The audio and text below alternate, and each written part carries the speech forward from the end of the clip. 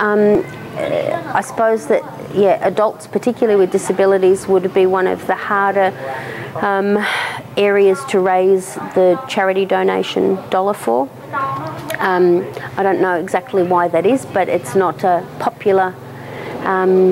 It's not sexy, I suppose, that people see adults. I don't know whether they assume because they're 18 that they can look after themselves, and it's probably quite the contrary, where the children here often will have families that will look after them, whereas the adults will have aged parents that are going to die.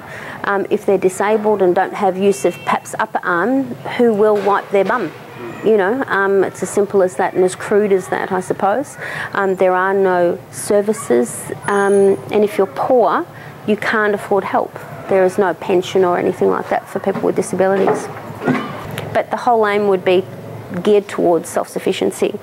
We're not sort of looking at holding people's hand forever, and we need to really be empowering them. So hence the women's workshop and setting up small businesses for the different men that we've got on board, so they can have that. That's what they want. They want to be independent. Right. Yeah. And the disabled workshop, we saw that today. They're hoping to put together an internet business where they can. That's our vision with that. That we can produce a really good quality small range of products that will be commercially viable and set up a sustainable internet business for the group of women, and then within that group of women hopefully we'll have teachers and trainers that will come out of that.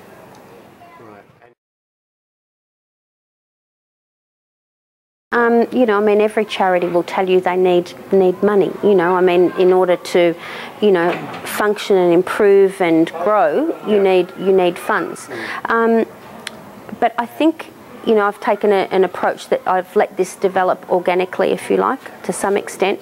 And rather than me charter a direction, I've sort of sat back and waited for the next thing to present itself and said, okay, well, yeah, I'll jump on that for the ride. And then I've steered the ship, if you like, rather than had a business module. And I think with charities you can't operate that way. You really need to just sort of sit in the community, and the needs evolve. It becomes evident, you know. So you might address one issue at the beginning, which in my case was education, because that's what I was really comfortable with.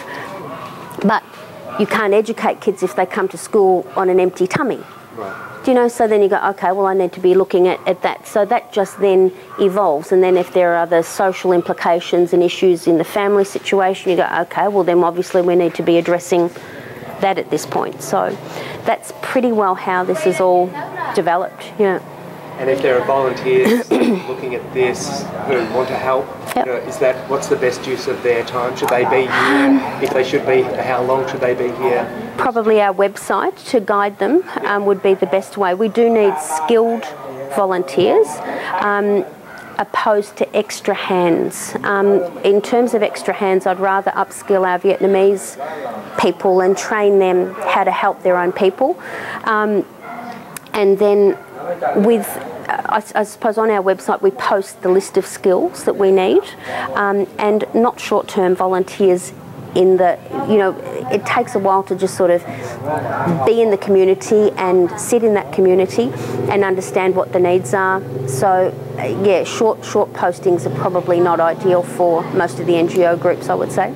And short posting is less than a month or less than 3 months? Yeah, about a month would be the, you know, takes you a week at least to just sort of, you know, get acclimatised and get over the cultural shock if you haven't been to Asia. So, yeah. And you've got a handful of volunteers here already? I have. And there's... Up to 10, I think we counted? Or? Yeah. And, you know, that would be absolutely enough. That's enough? Absolutely. Yeah, because what that does in effect is takes me away from my work, because that's micromanaging, you know, 10 other personalities and also the workload that they've got to do. So I'm mindful that... And you mentioned that you've just got a grant from the Wheeler Foundation? It's Planet Wheeler Foundation, and it's huge, yeah. That's enabled us to purchase a property here in Hoi An for the purpose of setting up a free therapies clinic. Because we've got a large group of disabled people that are all in need of pain management for starters. We're going to start up a free physiotherapy clinic, hopefully tying in with Monash University in Melbourne, Australia. Setting up a program where fourth year graduates would be coming over each year, working with our physiotherapists that we employ here, but upskilling them and staying for periods of maybe 6 to 8 weeks, working out programs and also exposing them to problems that they wouldn't encounter in Australia. So it'd be a cross-cultural exchange.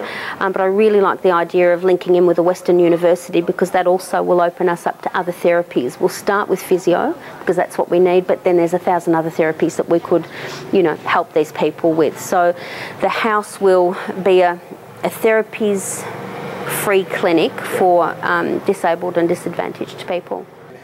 You know, we've got 2 other major groups that we tie in with, and that's probably, you know, sufficient. Right. Yeah. Those groups being? That'd be Hoyan Foundation with Josh Solomon. Yeah. So that's the medical arm to what I'm doing. And then CHIA, which is Children's Hope in Action, founded by Robin Morley, and that is primarily working with children with disabilities up to 18. So, and then I would be taking over after 18 with disabilities. Dealing with government's obviously been a problem over time. Increase, you know, also. I think, look, I understand it though. Do you know what I mean? I think initially it wasn't easy, but then if you look at it and reverse the situation, if we had someone coming into our respective countries that didn't speak the language, that had some new ideas they wanted to implement and work with our children, we'd be saying, hold on a minute, who are you? Right, certainly. You know, and you would have to go through a process of proving yourself. Yeah. And I think that's simply what I've gone through. It took 3 or 4 years for, I think, the government to realise I was serious, I was a long-termer. There's probably a lot of people that come, drop in, good intentions, but short-termers. Yeah. And are gone. Lots of promises and things don't evolve. So I think that's just a natural process, and then the government and the officials would say, well, you know, you are doing what you say that you're going to do and following through. So. And if someone's looking at setting up a similar foundation here to do similar types of work? True, so. But I don't ever want to lose touch with what's real about this, and that's the people. So. And I suppose for that reason we'll probably always stay small, and that's okay. That's okay. Have no desire to have, you know, the 3-story, you know, whiz-bang office in some city somewhere. Right. So at this point in time you could look at any of my files and ask about any of the families, and I pretty well know who's doing what, where and how. And that's probably how it will remain. So it's really personal. But that way I've got a handle on things, and as a small operation, I'm realistic also, because we are working primarily in one community, and if we can affect a generational change, then I'll be happy with that as my legacy, right, opposed to quick band-aid sort of stuff. How big is too big, say, for you, or for, say, for too big is me losing touch. Right, that's the measure? That's exactly the measure. If you looked at one of my families and said, what's the story with this one, Karen, and I was stumped, then I would have a problem with myself at that point, And do you, from your experience, is that the same with other similar organisations? Let's say Robin or at CHIA, or? They're all very hands-on, yeah, and I think probably work in a similar fashion, And that's their limit as well, do you think? I don't know, you know. There's always the temptation when you hear the problems are never ending. They're never going to go away. You're not going. At some point, you probably need to put a bit of a boundary around things and say, okay, well, I'm happy with what I've got on board now, and rather than spreading any wider, I'll actually go deeper with the work that I'm doing. And I think that's where I'm at.